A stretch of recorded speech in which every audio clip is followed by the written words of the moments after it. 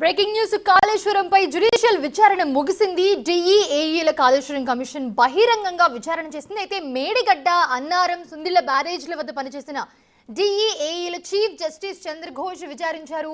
అయితే అడిగిన ప్రశ్నలకు మాత్రమే సమాధానాలు చెప్పాలని ముందుగా అనుకునొచ్చి పొంతనలేని సమాధానాలు చెప్పొద్దని డిఈఏఈకి ముందే తెలిపారు కమిషన్ సభ్యులు. ఫీల్డ్లో జరిగిన పనులకు సంబంధించిన రిజిస్టర్లపై ఇంజనీర్లతో సంతకాలు తీసుకుని స్వాధీనం చేసుకున్నారు కమిషన్.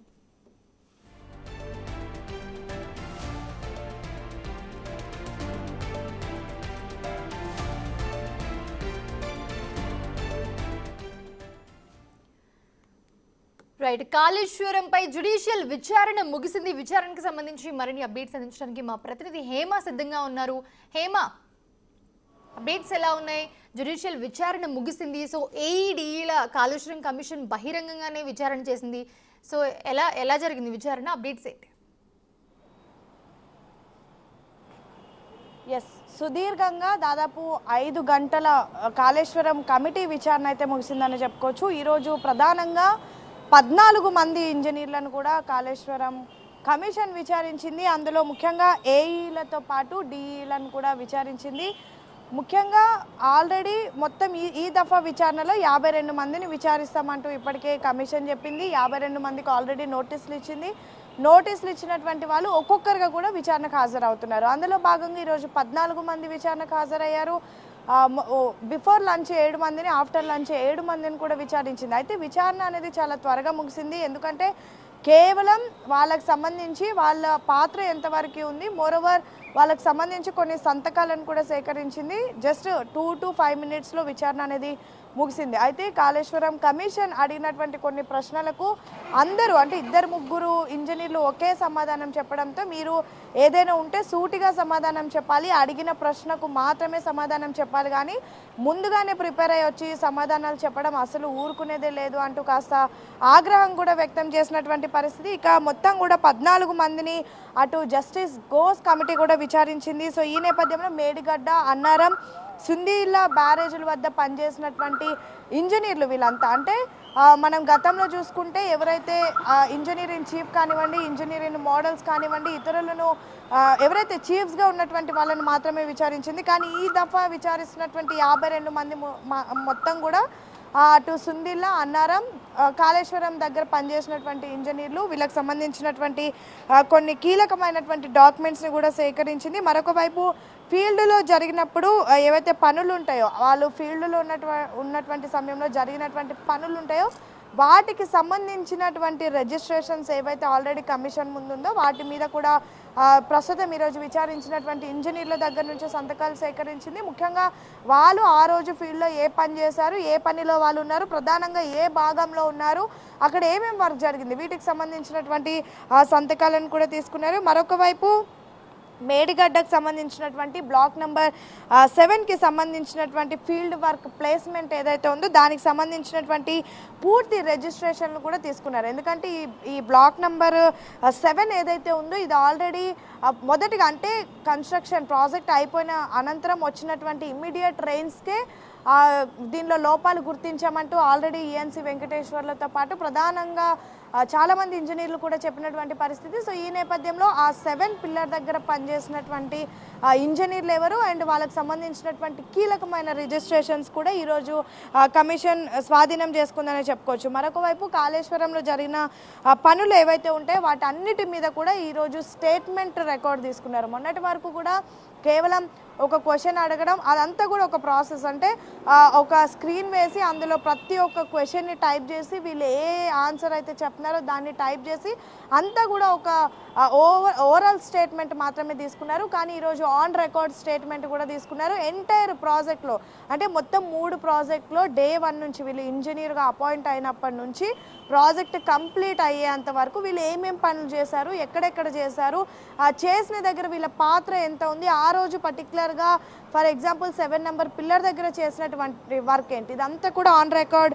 స్టేట్మెంట్ రికార్డులు కూడా రోజువారీగా అంటే ఏ రోజు ఆ రోజు అప్డేటెడ్ సంబంధించినటువంటి అన్ని స్టేట్మెంట్ రికార్డు కూడా చేశారు. మరొక వైపు కుంగినటువంటి పిల్లర్లు ఏవైతే ఉన్నాయో వాటికి సంబంధించినటువంటి బ్లాక్ 7కి సంబంధించిన రిజిస్ట్రేషన్స్ అన్ని కూడా తీసుకున్నారు. మరొక వైపు 2022లో కాళేశ్వరం ప్రాజెక్టుతో పాటు మేడిగడ్డ బ్యారేజ్ డ్యామేజ్ని కూడా గుర్తించామంటూ కూడా ఇప్పటికే ఇంజనీర్లు ఏదైతే అధికారులకు 2022లో ఎప్పుడైతే డ్యామేజ్ని గుర్తించామో ఆ సమయంలో కొంతమంది అధికారులు లెటర్ రాసినటువంటి కీలకమైన లెటర్ ఏదైతే ఉంటుందో దాన్ని కూడా ఈరోజు కమిషన్ స్వాధీనం చేసుకుంది. మరొక వైపు మొదటిసారి డ్యామేజ్ 2022లో గుర్తించినట్లుగా కూడా లేఖలో కమిషన్ ముందు ఇంజనీర్లు కూడా చెప్పినటువంటి పరిస్థితి. మరొక వైపు క్వాలిటీ కంట్రోల్ రిజిస్టర్లు మిస్ అయినట్టు కూడా కమిషన్ గుర్తించింది. ఏదైతే ఆ ప్రాజెక్ట్ అయిపోయిన తర్వాత కానివ్వండి, వన్స్ ఒక ప్రాజెక్ట్ అయిపోయిన తర్వాత పూర్తిగా క్వాలిటీ చెక్ చేసే ఫైనల్ రిపోర్ట్ ఇవ్వాల్సి ఉంటుంది. కానీ దానికి సంబంధించినటువంటి క్వాలిటీ చెకింగ్ రిపోర్ట్స్ ఏవైతే ఉంటాయో అవన్నీ కూడా మిస్ అయినట్టుగా కమిషన్ గుర్తించింది. సో ఈ నేపథ్యంలో వీటికి సంబంధించినటువంటి రిపోర్ట్స్ తీసుకొని రావాలి అంటూ కూడా కొంతమంది ఇంజనీర్లకు చెప్పినట్టుగా తెలుస్తుంది. మొత్తానికి ఈ దఫా విచారణలో 52 మంది ఇంజనీర్లను విచారించనుంది. అందులో భాగంగా ఈరోజు 14 మంది ఏఈలను డిఈలను కూడా విచారించింది. వీళ్ళంతా కూడా 3 ప్రాజెక్టులు అన్నారం, మేడిగడ్డ అండ్ కాళేశ్వరం దగ్గర పనిచేసినటువంటి ఇంజనీర్లు. రేపు మరొక 14 మంది, ఎల్లుండి మరొక 14 మంది ఇంజనీర్లు అయితే విచారణకు హాజరు కానున్నారు. ప్రతి ఒక్కరి దగ్గర కూడా స్టేట్మెంట్ తీసుకుంటున్నారు, వాళ్ళతో సంతకాలు కూడా చేయించుకుంటున్నారు. ఇక వీళ్ళు 52 మంది ఇంజనీర్ల విచారణ అయిపోయిన తర్వాత కొంతమంది విచారణ జరిగినప్పుడు పొంతనలేని సమాధానాలు కూడా పిలవనున్నారు. హేమ, గతంలో విచారణ జరిగినప్పుడు పొంతనలేని సమాధానాలు చెప్పడం ఈసారి చాలా క్లియర్ గా విచారణ అయితే జరిపినట్లుగా కనిపిస్తూ ఉంది. సో ఎలా ఉండిపోతుంది ముందు కార్యాచరణ ఎలా ఉండిపోతుంది? ఎందుకంటే ఇప్పుడు వాళ్ళు ప్లాన్ చేసుకుని ముందు ఇవే మాట్లాడాలి, ఇవే మాట్లాడొద్దు, లేకపోతే దీని గురించి అడిగితే ఇదే చెప్పాలి అని చెప్పి చాలా ప్లాన్ చేసుకుని వచ్చి పగడబందీగా లాస్ట్ టైం అలా చేసినందుకు ఈసారి మాత్రం చాలా క్లియర్గా చెప్పడం జరిగింది జ్యుడిషియల్ కూడా చంద్రఘోష్ ఆధ్వర్యంలో. సో ముందు కార్యాచరణ ఎలా ఉండబోతుంది, నెక్స్ట్ ఎలా ఉండబోయే అవకాశం ఉంది? ఎస్, జస్టిస్ ఘోష్ కమిటీ అయితే చాలా ప్రీ ప్లాన్డ్గా ఉన్నారని చెప్పుకోవచ్చు. మొదటి దఫా విచారణ చేసినటువంటి సమయంలో కానివ్వండి, లేదంటే మొన్న అంటే ఎగ్జాక్ట్గా ఒక 15 days బ్యాక్ విచారణ జరిపినటువంటి సమయంలో కూడా వచ్చినటువంటి ఇంజనీర్లు అంతా కూడా చాలా ప్రీ ప్లాన్డ్గా, అంటే వీళ్ళంతా కూడా ముందుగా ఇదే సమాధానం చెప్పాలి అంటూ ఒక డిస్కషన్ పెట్టుకొని ముందుగా అందరూ మాట్లాడుకొని ప్రతి ఒక్కరు కూడా చెప్పినటువంటి సమాధానం సేమ్ యాజ్ ఇట్ ఈస్గా ఉండింది. కొంతమంది అయితే అసలు పొంతన లేనటువంటి సమాధానం. మొదటి రోజు విచారణ మనం చూసుకుంటే ఈఎన్సీ వెంకటేశ్వర్లు కూడా సేమ్, మేడిగడ్డకి మాజీ ఇంజనీర్గా ఉన్నటువంటి ఈఎన్సీ వెంకటేశ్వర్లు కూడా సేమ్, అసలు ప్రతి ప్రశ్నకు నాకు సంబంధం లేదు, మర్చిపోయాను, చాలా డేస్ అయింది, గుర్తులేదని చెప్పారు. కానీ సెకండ్ డే మాత్రం అన్ని రికార్డ్స్ తీసుకొని రావాలని చెప్పినటువంటి సమయంలో ప్రతి ఒక్కటి కూడా కరెక్ట్గా ఆన్సర్ చెప్పినటువంటి పరిస్థితి. ఇక థర్డ్ డే వచ్చినటువంటి సమయంలో ఏకంగా కేసీఆర్, హరీష్ రావు సంతకాలు చేసినటువంటి రిజిస్ట్రేషన్ సబ్మిట్ చేసి తెలిసింది. సో ఇప్పుడు కూడా వచ్చినటువంటి ఇంజనీర్లు ఇదే తెలివి ఉపయోగిస్తూ ముందుగా మాట్లాడుకొని ప్రతి ఒక్కరు కూడా ఒకే సమాధానం చెప్తున్నారు.